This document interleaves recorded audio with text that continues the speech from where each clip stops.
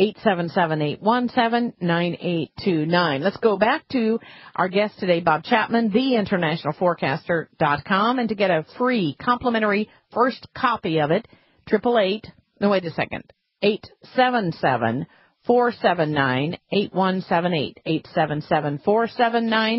877-479-8178. Let's go to Jim in Minnesota. Jim, you're on the air with Bob Chapman. Go ahead, please. Yes, the gold bullion and the hermetically sealed MS coins like 61 to 65, could they possibly be contaminated with tungsten? And how honest are the certification agencies for regulating those coins? Good question. Any response to that, Bob Chapman? Well, if the people who are grading the coins as experts are experts, then you're not going to have any coins that have been altered in any way. So put that right out of your mind. The second of all what is the status of the rating system? It started about 1980, which is quite a long time ago. That's 30 years. And it's worked out quite well.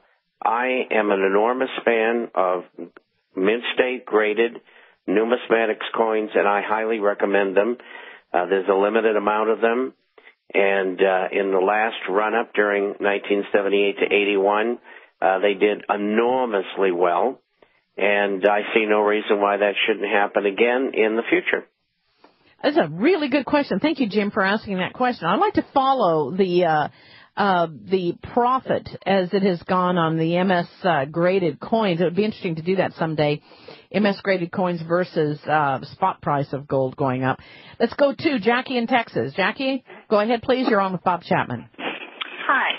I have a question. How about people who are on disability or Social Security, and they depend on this and are using direct deposit to banks?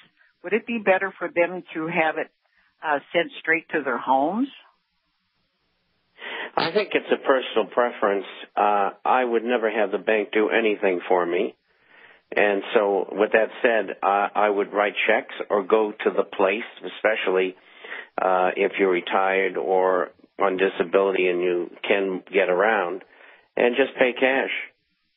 And why do you say you don't want the banks doing anything for you? Because I don't want the government to know what I'm doing. It's none of their business. Okay. So in fact, I don't even have a checking account. Whoa. How do you function in the real world? We just do it by cash. Don't forget, I live in the third world. Well, I don't understand that one, but I don't understand how you do it. But anyway, thank you very much. Thank you, Jackie, for the phone call then. Does that answer your question, Jackie? Yeah, I just wondered if I should change it from the banks, since they might be going down somehow, and then have the government send, my retirement check straight to my house. Obviously, the answer, according to Bob Chapman, is yes. Thank you very much for the phone call. Anything you'd like to add, Bob, in the last couple of minutes here? Yeah, I think people should be very aware of the comments and hearings that went on last week in regard to their retirements. We don't know what government's going to do, and we'll be covering that in the International Forecaster in detail as, things go along. Okay, get your newsletter. We got to go get your newsletter, theinternationalforecaster.com. We'll be back in 3 minutes. Thank you, Bob Chapman. We appreciate it so much.